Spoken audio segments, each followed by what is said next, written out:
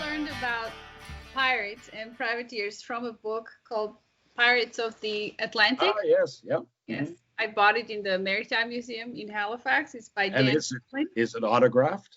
No, sadly, it's not. Oh, we'll have to get that autograph for you. I've got some.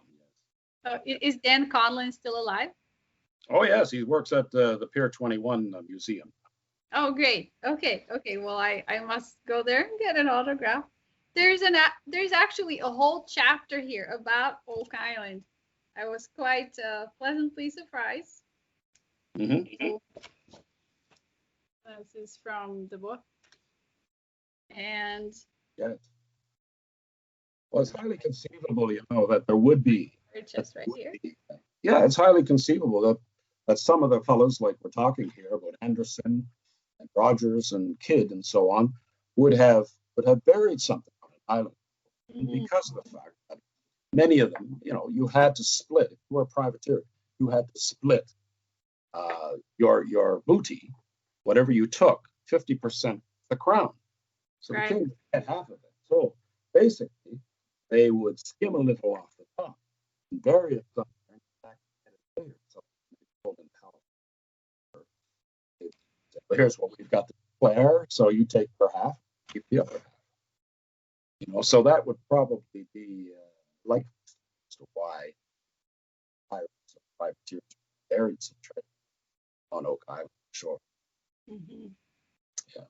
So you think there is a possibility that either pirates or privateers who were cruising off the coast of Nova Scotia, off the southern coast of Nova Scotia, that they would stop at Oak Island and use it as a vault?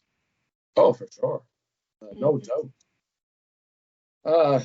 People ask me many times, do you really think there's something on it? I go, well, there's something.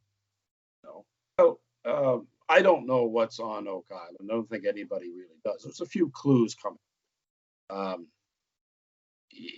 I think if there's anybody that's going to solve this mystery once and for all, it's going to be the current team that's there. They're open-minded to anything that will possibly shed a light on how or what happened there all those years ago. Yeah. I think there were multiple depositors. I think some of it may have been removed. Why they buried it so deep is beyond me, but they did. And there's several theories out there running around, and some of them. I think Jim McQuiston's theory, which goes around the 1620s, 1630s, is very viable theory. I mean, the amount of research that he's done in the archives of Scotland and England is phenomenal to back up his claim. And it's all about William Alexander, who was granted the baroness to be the baronet of Nova Scotia. Yes, he named Nova Scotia. He did, yeah. And Nova Scotia is Latin for New Scotland. Yes, New Scotland. So that's why we're called Nova Scotia. He named it. And he was in around the 1620s. He was in partnership with a fellow who supposedly stole a lot of treasure from a Scottish lord by the name of Al Strachan. Yes. Al Strachan sounds like he was a real pirate, that guy. Right. On my crew. We can't find Carlisle. I'll try and find Strachan. Well, and he was pardoned by the king, wasn't he? Well, yeah, he was. If he went in on this venture with William Alexander. Now, William Alexander was unable to make the journey over here. Because you see, at that time, it was Acadia. And in 1605, Port Royal had set up a settlement, the Bay of Fundy, by the French. And so England and France were always back and forth at war with each other. Right.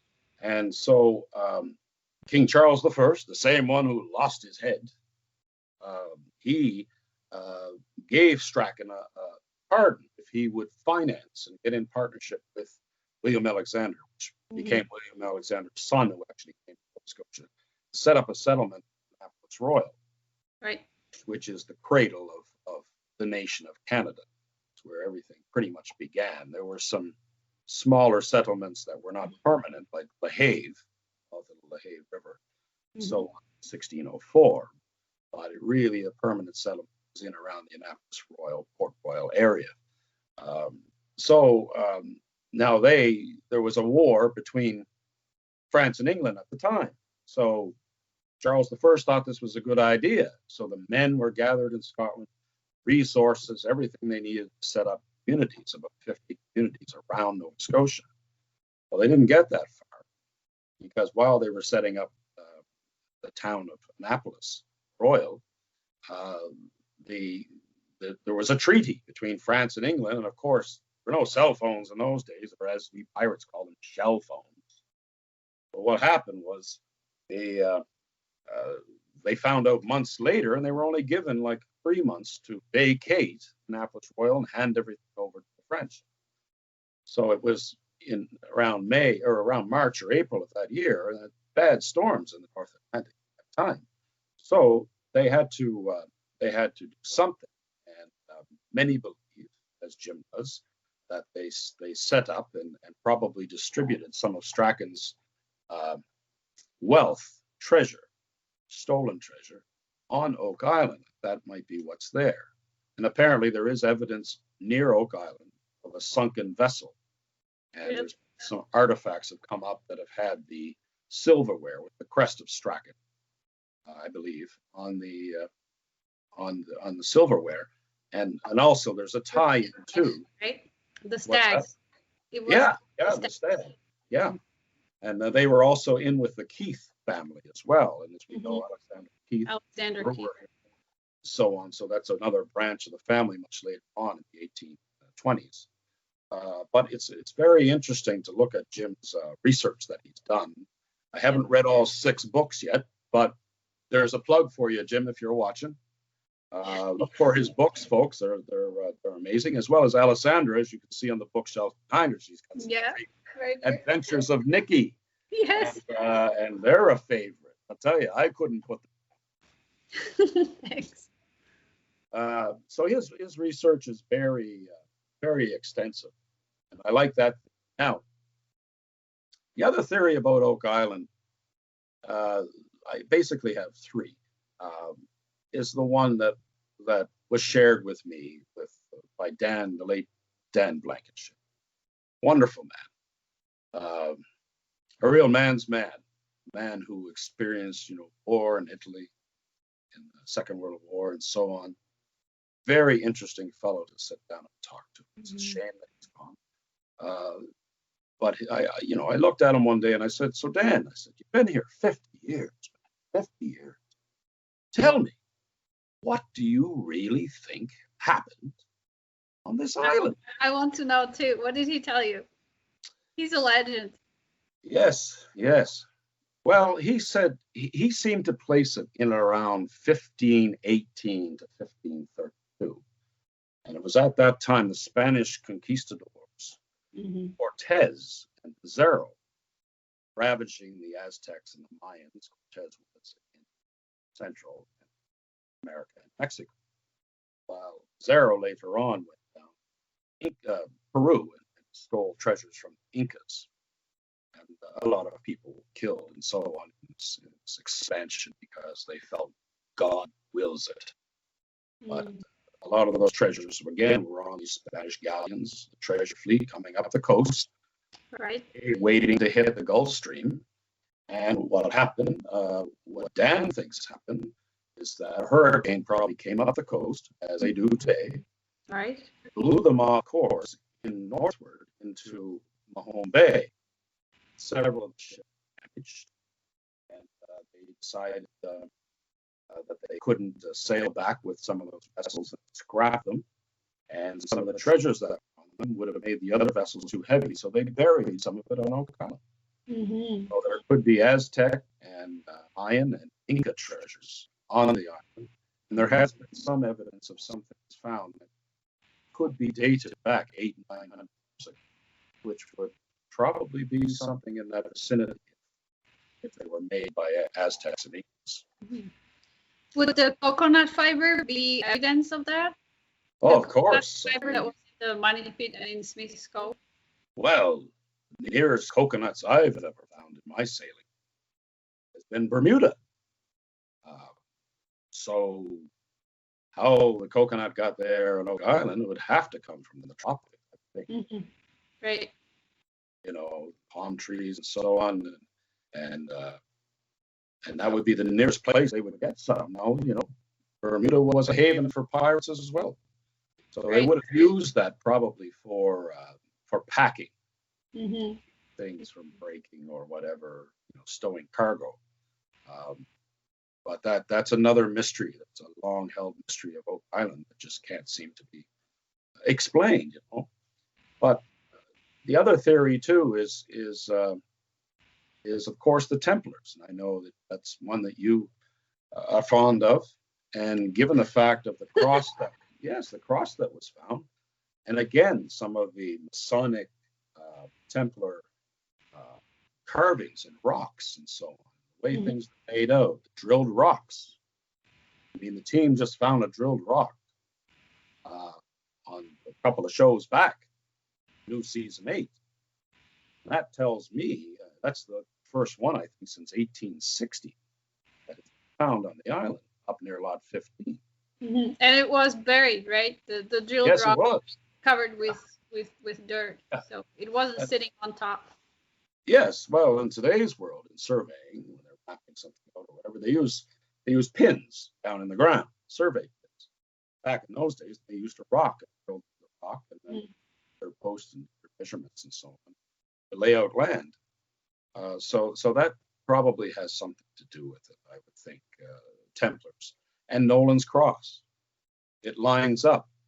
It lines up with various other landmarks in Europe. Yes. Lines up with constellations and different things. So my belief, and I've shared this with some members of the team too, and especially there a couple of years ago when they put cameras down at C1. They came across it like a 30-foot void, and they put a camera down, and that's where Dave Blankenship saw the shiny gold thing. And then they sent down a high-def camera, which was able to pick up images. Now, sometimes your eyes can fool you with it, but from what I saw in C1 was basically, I think that there's a ceremonial staff that has corroded, that is leaning up against a wall. It fell down. I think it's a debris field from the collapse in 1861. Also, there's some other man-made materials, 170 feet, 80 feet down, way below previous searcher depth in C1. That's a cavity. Can I go back to the ceremonial staff? Yes. How would you describe it? Well, that, and also another item that I saw in that video, lying in the silt, the floor of that void, I believe to be a chevron. And a chevron and the ceremonial staff would be items I believe are ancient Hebrew religious artifacts. That's what I believe they are. From the high priests? I think it's part of the King Solomon's temple in Jerusalem, which were taken from there around 1189, I believe, and moved for safekeeping. Some say that could be the Ark of the Covenant, the True Cross, the Spear of Destiny, the Crown of Thorns, variety of different items that are so important to Judaism and Christianity. And also, I believe the shiny gold thing that was seen, I believe to be a clasp of some sort on either a large chest or a sarcophagus, which would have probably burial remains of someone important. Many say that the bones of King David were removed from Solomon's temple and so on. So, there's a lot of speculation until we have some real solid evidence. And I'm delighted at the fact that the team now are going back to C1, try and determine what is really in there as far as those man-made items. That being down 170 feet below the surface, to me, indicates that there was man-made activity that far down on Oak Island. needs to be investigated thoroughly. And once all of that information is released, then it'll really provide a lot of credibility to the team, and I think we'll silence a lot of the critics once and for all. Or else. Well, critics serve an important function. They keep people real, let's honest. say. Yeah. Honest, right? Yes. Yeah. So, that's true. Keep you on your toes, Mm-hmm. Yeah, boots on the ground, as Rick would say. There you go. Do you think that the pirate crews that were known to frequent the waters around Nova Scotia, do you think that any of them, be Peter Easton or Edward Lowe, Bartholomew Roberts, any of those guys, do you think that they would go into all this trouble to build a really complex vault on Oak Island with booby traps and then landmarks? Would it be worth it to them, or would they maybe go for a little simpler solution? It depends on what's buried. We're having a few more rogue waves here. Just rocking a bit here today. Hope I don't get seasick. Maybe it's the rum. Yeah, it depends, I guess. What actually is how valuable they would have felt these things were. So it's hard to say. Pirates normally wouldn't bury stuff that far down. Right. But there's some other, strange things that have happened on Oak Island, such as paranormal things that lead you to believe that it was pirates. Oh, wait a minute. Paranormal. Okay, back up. Okay. What do you know about paranormal stuff on Oak Island? Oh, Ooh. some say I'm a dream to some, but a nightmare to others. Right. Oh, look, there's a lot of it's been documented. Some it's been explained on the show. If you go on any of the tours that Lisa or Charles do, they talk about some of the paranormal things that have occurred. There's strange things that happen. I mean, I don't know. There's things happen, like watches stop, cell phones don't work, batteries get drained. Yeah, well, yeah, and I've seen that happen in specialized equipment where batteries are supposed to last for 3 to 4 days, last 4 to 6 hours. That's it, and then they're drained. Why? Don't know. And also, there's a story that's happened a few times, and some people on the current team, I guess, have experienced this. I haven't heard it directly from them, but sometimes a mysterious black cloud is seen on the swamp. Right. And all of a sudden, vehicles go dead. It kills the engine. Yeah. Or vehicles can be running, and when you put them in gear, they don't go forward or back. And then when the cloud dissipates, then the vehicle's operational again. That's a very strange one as well. And then of course there's the Dan Henske experiences that he had. That was really scary. Yes, staying up in near 10X in a cabin up there that Dan had. He saw visions of a priest. It was like a Spanish priest, wasn't it? I believe Spanish or French. Mm-hmm.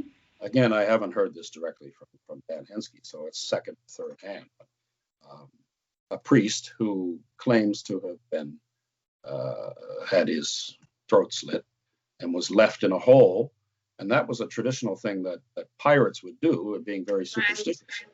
They would kill someone, dig the hole, and then kill them, to so that their spirit would protect the treasure. Right. So that's one. And then there's also he had an experience with some kind of beast that was sort of dog or wolf-like, but had glowing red eyes. Yep. And it had such an effect on Mr. Hensky that for about 30 years he wouldn't go back to the island. Right. But he does. He goes back now, so he's come to terms with that, I guess. And, but I don't know. I've been there at nighttime. I've been all over that island and been there at nighttime. And the only thing that I saw that was out of the ordinary were the size of the fireflies and how fast they flew. Like light bulbs flying through the air. It was like they were incredible. They were so big. Wasn't there also an instance of a mysterious fireball that appeared on the island, and it was seen by other people? Oh, that's wonderful, because that's a great story, because I got that firsthand. Okay, do tell. From Dave Blankenship, who saw it. Dave was sitting in his home one day. He got a phone call from a friend on the mainland. He said, Dave, there seems to be a fire over near the southern shore of the swamp. What? Fire? Now, there had been a forest fire, I think, back in the 60s or 70s on Oak Island in around lot 27 or 28. So Dan got in his car and decided to go over. I said, Dave, sorry, to go over to investigate this to see if there really was a fire going on. Right. So, yeah, so he got over there and he saw a fireball, which he says was about 4 or 6 feet diameter, and it was hovering out over the water on the southern shore of the swamp. And he watched it come in and go right smack down the middle of the swamp over to the North Beach, which he got in his car. And that's near where Fred Nolan has his home. And he went over that way, and the thing was still out hovering over the water, and then it disappeared. Now, Dave told me this almost in the exact location where he saw this. He had this experience a few years back. And, when someone's telling you a story that's really out of the ordinary like that, you kind of look at the body language and to see if there's going to be a little smirk or there's a little gleam in their eye that they're pulling one over on you. Well, I can say 100%. And everybody knows Dave Blankenship as being a straightforward, no-nonsense kind of guy. He's very grounded, yeah. He tells it like it is. When he told me that story, I could see that it was a true story. He was telling me exactly what he had seen. So that was interesting. It's just something very strange. I've spent some time up around Oak Island, but around the Money Pit and so on. And you get a sense that there is a presence there. You get a sense that, for me, and I'm not a religious person, I'm a student of history. I've seen what the millions who have died and throughout history because of religious battles and for riches and for land and so on, because God willed it. And God was always on this person's side or on that person's side, wasn't on your side. So craziness. Fanaticism exists in all religions. However, I've had like almost a spiritual experience on it. But I've also felt a counter spirit there. I think there's good and evil on the island in some creation. That's just a feeling that I get, a gut feeling of the place. So, like I said, it's a mystery wrapped inside of an enigma. How will we ever know? But it's, hopefully there'll be some answers.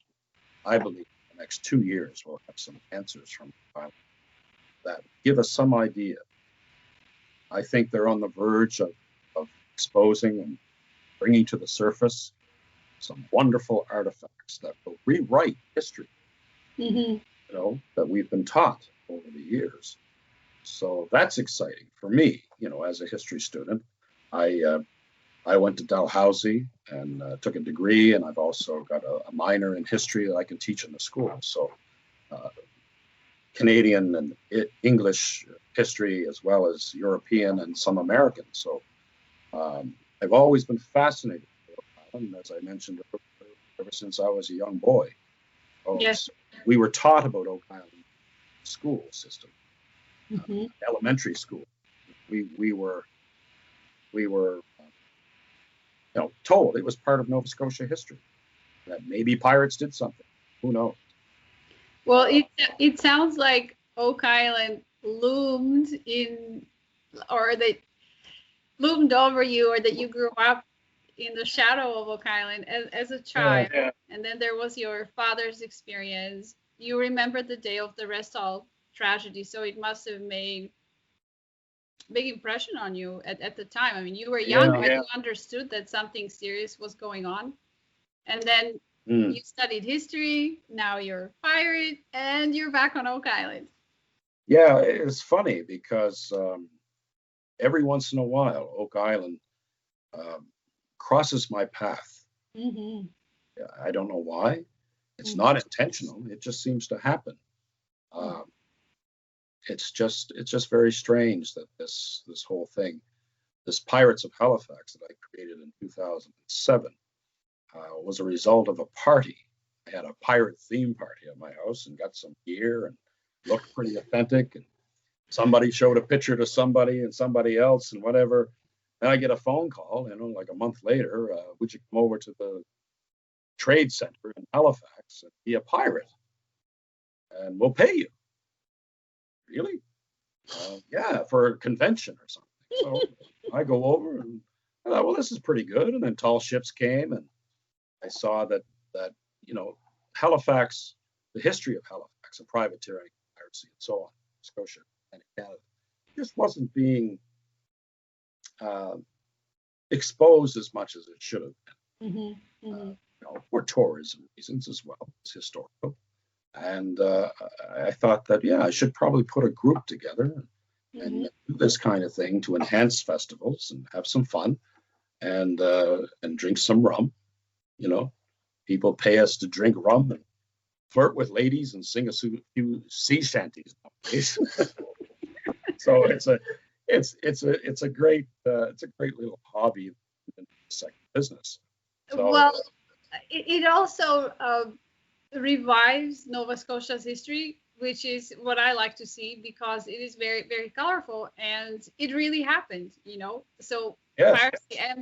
Pirates and privateers really existed in Nova Scotia's history. So it's not like you're making something up. You're just reviving, you're bringing it back. And in fact, Yes. I saw you and the Pirates of Halifax in Liverpool during the privateer. That's right. Yes. Yeah, that's right. Yeah, we do a lot of festivals. We were the official pirate Tall Ship Festival 2009, 12, and 17. And it was a great experience. We got to go all around Atlantic Canada and vessels and entertain. And, of course, you get paid for it. The real payment is seeing the smiles on people's faces, Yes. Now, like I say, we're in our 13th year. And this year, of course, with the COVID, it's going to be one of our busiest years. We were doing a lot of festivals and corporate things. There was some TV documentary work that we were going to do. It was Eastlink, right? They did a documentary. Oh, no, this was separate from that, but we did a show in 2018. Eastlink wanted a profile show on us, and then they came back and wanted to do a second one this year. So we did that. And now there's some stuff coming, which in the next few weeks will be in the living rooms of homes across Canada. Oh, okay. Good. Yeah. So that's going to be interesting to see how that goes. And we're also working on our music too. We have right. You have a CD. Well, we've got probably now. We've got a couple of really great musicians in the group. Mm-hmm. Collectively, there's probably 85, 95 years of entertaining the public. And these guys are, we're all contributing songwriting and so on, and some great original tunes. We're going to do we've done some demos on the CD, and we're waiting to get in the studio as soon as this COVID thing is over. Yeah. And so we've got probably about 7, 8 original songs, piratey, Celtic piratey type of song. And then we have some traditionals that have been recorded over the years and are piratey. And then we have a couple of cover songs that have been done by other artists that we're going to do as well. And we've had time to do a little bit of practicing on our Yeah. Well, I learned a little bit of. Are you playing for me? Okay. Little out of tune, I think.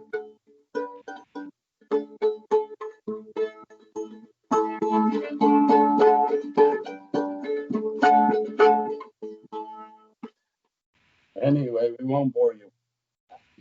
So when the project finally comes to fruition, we expect to have it out there sometime next year, 20 setback year. And I think it's going to be really good. It's going to have a theatrical component to it. Mm-hmm. So when people put the CD on or play the vinyl or the 8-track, whatever they're going to do, they'll feel like they're on board a ship with a bunch of crazy pirates. So it's really going to be interesting. And then, of course, we're going to be doing some touring. And we've got a set together of 14, 15 songs. And we're working hard and practicing on that. Mm-hmm. Socially distancing, of course, which is very difficult. But it's slowly coming together. That's good. We have some interesting things coming up in the next couple of weeks, which great. Which you're going to see. Can't tell you about them yet, but I will have to follow your Facebook. Yeah, it's pretty cool. Yeah, that's probably where you'll see it, is there first. Okay, so that's Pirates of Halifax, right? It's just called Pirates of Halifax. Yeah, Pirates of Halifax. Yeah. Okay. It says official on it. We had to do something like that a few years back. Okay. There was another group on there. Well, really the Pirates of Halifax. How do people react when they see you in your pirate costume? It's a study in human psychology. Is it? Oh, it's been amazing. At first, I really didn't realize how big this whole pirate genre was. Around the world, there's pirate groups everywhere, and festivals, 30, 40,000 people show up. England, Florida, California, and so on. And, when people see us, especially if it's a random thing, they turn a corner, on the Halifax waterfront, all of a sudden there's 4 or 5 pirates coming around the corner that look pretty real. People are like, whoa, what's this? We went into the lower deck one time ago, and people were asking if they were making a movie there or something. Oh, okay. But we always like to get up and sing songs with, no matter who it is, some of the top names in Maritimes, sing some songs with them. We were in a Jimmy Rankin video a few years back. He asked us to, well, actually, we were in 2 of his. Yeah, 2 of his. And, stuff like that is always fun to do. Whenever we go into a bar and there's a band playing, they know us. Bring us up on stage at the old Triangle or the lower deck or anywhere, Celtic Corner, and they get us to sing Barrett's Privateers or It's Halifax or just sing back up with them, and it's been very rewarding to do it. If you would have told me, Alessandro, back in 2007, 2006, if you would have said you're going to be wearing eyeliner and makeup in a couple of years, I would have said, you're crazy. That's not going to happen. But it's been an interesting journey, to say the least. And just, God willing, we'll all move on to this and and provide some more happiness and smiles and cheers for Yes. many years to come for the people. Well, I saw you and your friends up close, and I have to say that you go the extra mile to appear authentic, and your costumes are impeccable. You even put dirt behind your fingernails, right? Oh, thank you. Yes, can you see that? Yeah, Oh, yeah, you got to look like you've been on a ship. right. And, the lingo and all of that kind of thing. We all spent many hours watching. And the jewelry and the lace and the Yeah, weapons. You have pistols, right? family heirloom it is. Yes, serpent. Yes, yes. That's it. My rings, I was hauling on some lines there, so I took my rings off. Sometimes you could lose a finger, but you use that. Keep your rings on when you're hauling lines to put sails up, so you gotta be careful. Okay. I'll Yeah, remember that. yeah, yeah. So I don't know. Did we cover everything that you wanted to cover? I think. Is there any other questions you think? I want to ask you about when you and the other pirates of Halifax came to Oak Island. That was a surprise, right? That was part of the Oak Island tours. Oh yeah, yeah. So Halloween.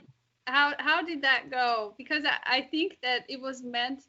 Was it a surprise for Charles Barkhouse or Oh, something? that one. Yeah, yeah. That one was actually filmed. It was kind of a practical joke. Oh, okay. Played on Charles. It was pretty fun. It didn't quite go as well as it should have, but he was doing the tour, Hmm. having another sweet. Here, have some. Try it. Anyway, another plug. Fortress Rum. There you go. Buy some for Christmas. Great, but I don't drink. And New Year's. Oh, we'll tell the people. Oh, I spit some. Not good. All right. We'll wipe that up with me sleeve. Lord knows there's all kinds of rum on that sleeve. Yeah, it didn't go according to plan, but the people on the tour saw it. And he was doing his tour, and then in behind him out came two pirates carrying a treasure chest. We looked surprised, and they looked surprised, and then we ran off into the woods, and we almost fell into the cave-in pit. Oh my goodness! Yeah, we almost became a casualty there that day.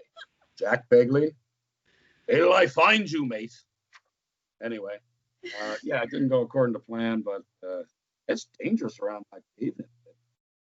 And they were digging there last year with that really long arm. Yeah, they were trying to go. I was worried that was going to break. I don't know how much space they had between where they were digging and where that cave-in pit is. There's a lot of water in there. Yeah. If you ever fell in there, I imagine it's pretty muddy. You might not get out. Yeah, that was tricky that day. And then we've done some other things on the tours as well, which was a surprise for the 150 people or whatever that was on the tour. With guns blazing and stuff like that. That's only occasionally. It doesn't happen. When you buy your tickets, normally buy your tickets for, don't expect to see every time they go. Pirates. We had fun with that. The kids were kind of like, they'd come up and it's just guys dressed up. They're not real pirates. And then we'd fire off the guns and they go, oh, mommy, daddy, they're real pirates. Children are a tough crowd. Yeah, they're pretty tough. Yeah. Then I tried to stop Billy Gerhardt and his 90-year-old father on the causeway swamp. Pistol. And they just drove right on through. They weren't stopping for anybody. That was pretty funny. But no, there's been a lot of really good positive experiences on Oak Island. Hopefully we'll get back there and put some more smiles on everybody's faces. And I can trick Marty with some of my pieces of 8, which are reproduction copies. I keep telling him I'm going to drop in the money pit. Don't do this. So a lot of fun with that gang. Like I say, I think the character and the fellowship there I mean, I've never met a nicer bunch of guys. You know, Craig and Doug and Tony and all the crew. Um, just a nice bunch of guys, and they're all truly dedicated to try and find out what happened. And you know, as I spoke earlier about me being kind of fascinated with Oak Island from a very young age, the Lagina brothers were too. After reading that article in Reader's Digest, I read that when I was about 8 years old, I believe, and it creates that mystery. Everybody likes a mystery. We grow up with the Nancy Drews and the Hardy Boy mysteries, and that's always an adventure. And this is truly an adventure, mind you, an expensive one. Mm-hmm. But I think they're getting close. I've got my fingers crossed and my toes. What would you like to see found on Oak Island? What would really please you? Historical artifacts. More artifacts? That's why I kind of lean towards that theory of Templar and hiding some of the artifacts. I probably lean, the three of them are pretty equal, but I probably lean more to that one than any of them because of the evidence and when that cross was found and when it was dated. The metal was dated and it came from the lead cross? Yeah, and the lead came from in southern France. Yes, from Rennes-le-Château area. Dated, yeah, exactly. Yeah, and there's a lot of connections there to Oak Island. When you look at Jim's research, some of his research that he's done of the people who have owned land on Oak Island and their connections to families as descendants or whatever back in Europe and in the United Kingdom, you can see that there's obviously in these families, there's strong Templar connections, Masonic connections, Mm-hmm. and family connections. They were on those islands for a reason. Mm-hmm. Reason. There's no doubt in my mind. Well, and Sir William Alexander and his sons were the first official Freemasons, right? Yes, they were. And the oldest lodge in North America, I believe, is the one that's in New Ross, not very far from someone's property.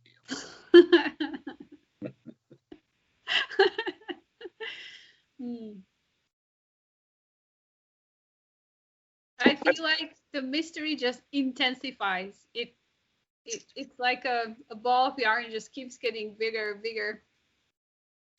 Yeah, well, we're peeling off some of the layers, you know. I think we're getting close. I think things are getting close. Mm-hmm.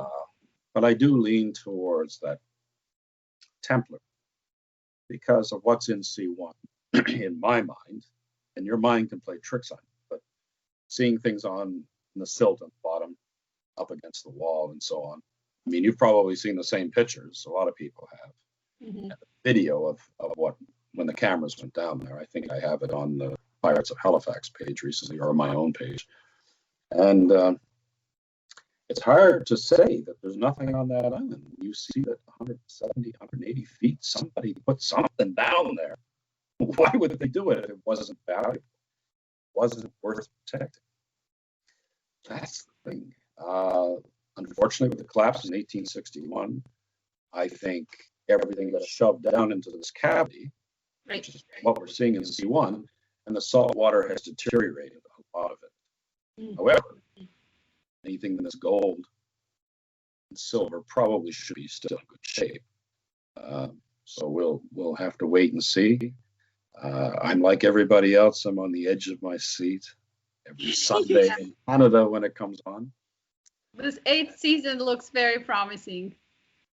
So far, you know, given the fact that they were handicapped this year with COVID, you know, I think they're really focusing on some really interesting areas. Mm-hmm. Who knows? But there is something. There is a presence on the island. There's artifacts on that island. That island was used for something. Right. Maybe by multiple parties. Well, yeah. I come back to that whole thing again about Nolan's Cross. you can only see it as a cross if you're about 200 feet in the air. Perhaps it's a navigational aid. Someone who was flying around in the 5th century or the 15th century. Oh, okay, now we're getting into ancient aliens. Well, yeah, I think there's going to be a lot of insight of who we are on this planet and where we're going and where we've been in the past. I think a lot of it, I think we're on the edge of a new age of spiritualism, a new age of discovery. They thought the earth was flat. Some still do. Columbus, you're going to sail off the edge. Well, he proved he wasn't that wasn't going to happen. And today we have the ability, technology, to be able to go back into the past with carbon dating and everything else, to really see how history unfolded. There's also rumors, I don't know how true they are really, it really hasn't been expanded upon, but they say in Mahone Bay that there is evidence of Phoenician wrecks at the bottom of Mahone Bay. Really? Yeah, that the Phoenicians were here. Well, I know there was it a Phoenician coin found near Dartmouth? It was mine. I think it was a Phoenician coin. I would have to look up my notes, handwritten notes from 10 years ago, but I'm pretty sure it was Phoenician. Well, and also you have to look at the point of view that maybe some of this stuff came with pirates, that treasures were traded and carried on through the centuries. And if they stole something from somewhere, then they ended up, and then their treasure might have been Aztec gold, might have been a Templar cross and a Phoenician coin. There'd be a whole bunch of different stuff. And they say, okay, well, what's this worth? What are you going to give you for it? Trading back and forth as pirates and privateers. Many others did. There's also talk that the Chinese came here, and a Chinese coin. I think it's Chinese. We haven't got a definitive, I don't think, on that yet. It was found on lot 15, north of the Money Pit. That's the coin with the square hole in the middle? Yes. Yeah, I've got some of those somewhere, but it looks like it's really old. So, maybe some of that stuff was brought there many centuries later, or maybe the Chinese were there. They were great sailors. They were sailing around long before anybody else was, pretty much. I think piracy sort of originated in the Far East when they had these huge ships. Saw a documentary one time. Oh no, I'm 17th century pirate. I don't watch television. But yeah, it's again, it's a mystery, Alessandra. So you mentioned insights and looking into the past thanks to technology. So if you could travel back in time as you are now and speak to your 8 or 9-year-old self when you were a little boy, growing up in the shadow of Oak Island, what would you tell yourself? What kind of message would you have for yourself as a child? Oh, wow, that's a tough question. Tough question. Yeah. What would I tell myself? What would you tell yourself? Perhaps I would have said, when you turn 16, go to Oak Island, talk to Dan Blankenship. Maybe get hired on in the summers for a while. Just try and see if you can help uncover that mystery. But then I probably would have become obsessed and not gone down the road that I did. Because Oak Island has a tendency to do that. You can become obsessed with trying to figure out this whole mystery. And I've seen people get, you see it online too, and people are going on about different theories, and they're very passionate about their theories. And, obsessed. Yeah, obsessed. It causes some tension on some of the sites I've seen. So you have to strike a balance between that. I mean, everybody likes treasures and the mystery and the adventure. but you have to also look at reality and say, is this worth my life's my whole life, so on. Um, Dan certainly thought so. Fred as well, and Dave Blankenship. The commitment that was made, Dan Hensky as well, the commitment that was made over the years to try and solve this mystery, and now the new team, not been involved with Oak Island, I think, for 20 years. But yeah, I remember somebody back around 2010. This was long before there was a show. I was in Mahone Bay, I think at the Mug and Anchor, and this lady who tours. I was there doing a pirate festival or something. And she said, "Oh, you guys should come over to the tour on Oak Island." And I said, "Oh, is there much going on over there?" She goes, "Yeah, there's some stuff going on. There's these brothers from Michigan, and they're getting involved with Dan and Dave and so on." And she goes, "You watch. I think these guys are going to be the fellas that really solve this mystery. I think they are." And that was Carolyn. Hi, Carolyn. Carolyn was maybe right. Yeah. So she told me that they were doing this. These brothers were coming on board and starting to do some work. And then found out from her that there were some plans for a TV show, which is great because it does help finance the activities on the island. And it's done wonders for Nova Scotia tourism. I've met more people at the Oak Island Inn and so on from all over the world that have come there because of they're fans of the show. I know that very well. Yeah. Yeah, and you see people on the tours that come from everywhere. And if they could do tours 24/7 there, they would, because the demand is there. Definitely. I mean, even Tony Sampson with his Salty Dog tours, he's got people from all over the place coming and taking the tour around the island. Now, I boated around the island many years ago, back when Dave, Dan, and Triton working. We were bringing in all of the caissons to go down to 10X. They had all the railway cars all stacked on the beach and everything. I remember going around the island and seeing that. And then my young fellow as well. He was about the age I was when I first got involved with Oak Island. He was very intrigued with it because he had heard about it at school, and Dad told him a bit about his experiences, and so it's been fascinating. It's really the ultimate mystery. It really is, and there should be a movie. I agree. Yeah. And a conference or a convention. Yeah. Well, there should be a movie going back to the history, sort of exploring the different, either picking one of the theories and going back to show how it happened, making it adventure, or maybe using all the three most viable ones. And you could make probably 10 movies out of the different theories and expand upon that. Right. Peter there, Edmondson, he's got a great theory about Shakespeare and that sort of thing. Right. Yeah, and Sir Francis Bacon.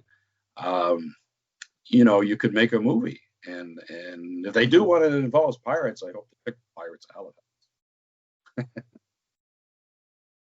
Well, it's interesting how the Oak Island mystery has engaged so many generations, and how the mystery is being passed lovingly to the next generation and the next and the next. So there is continuity there. And I like how you grew up with the story, but for you it wasn't just a story, it was real because of what happened on the day of the Restall tragedy. Mm-hmm. And yeah, and then it probably affected your own choices in life, your path. You said you studied history at Dalhousie University. Now you are a modern era pirate. You do historical reenactment. I've seen it in Liverpool. Yeah. The Yeah, old the day we Highland had our School cannon that didn't continue. work. Yeah, the day we had our cannon that didn't work. Yes. Yeah. I I remember have. seeing Nicky with his hands over his ears. Yeah. Oh, yeah. Yeah. Oh, My it's, son. Yes. yeah, well, I've always been interested in history. I was very fortunate. I had some wonderful history teachers going through high school. Mhm. When I got to university, I had a professor, Peter Waite, who was one of the top experts on Canadian history. And he just recently passed away a couple of months ago at I think 97. And so he lived a good long life, and he was pretty sharp up until the end. But I was very fortunate because I had teachers who were able to turn what was on the page in those history books into a movie in my mind. And that is what hooked me on history. Really did. And there's no better history to learn than your own. And Nova Scotia there's so much rich history here for people to uncover. And, we're the oldest part of Canada. Mm. And so many things happened here, good and bad. But it really is a lesson in human discovery. And like they say about history, if you don't study history and learn its lessons, you're bound to repeat them. Right. So that's always been a very wise mantra, I think, in regards to history. A lot of kids say, "Oh, history, it's so boring, but I'm not worried about it. I don't want to think about that stuff in the past." And then they go in later life, and some of our leaders go and make the same mistakes. Mm-hmm. You see, it failed back then. It was wrong back then. But you didn't learn from that. However, the world goes on, hopefully, and life goes on. But yeah, it's always been like a movie in my mind. Mm-hmm. Read history. It's like reading one of your books, sense visuals to you, and you're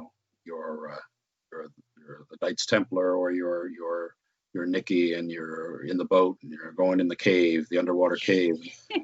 There's so much imagery there that you present, and that's what makes a good author. I still think this is a good enough series to be another Harry Potter. Oh, thank you. All right. Yeah. Is there anything else that we should tell people we should cover?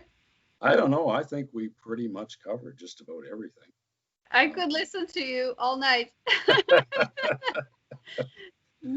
Well, the crew's probably waiting for me to go up there and give them the coordinates to head west to St. Lucia. So that's probably what I should rejoin them at the helm. Okay. All right. Well, get ready for the night watch, because they'll be coming on soon. But we'll probably see you soon. Perhaps the winter solstice. Perhaps. We'll wait and see, and hope the family, everybody's well. Tim takes care, and Nicky and all that. Hopefully they won't be closing the schools and all of that soon. But anyway, with the holidays coming up, wish you guys all the best, and everybody out there. Thank you so much. In the internet land. Thanks for being on board with us. As we pirates say, take what you can. Give nothing back. Okay. All right. Great. Thank you. Cheers, everyone. Bye. Good health. Bye-bye. All the best.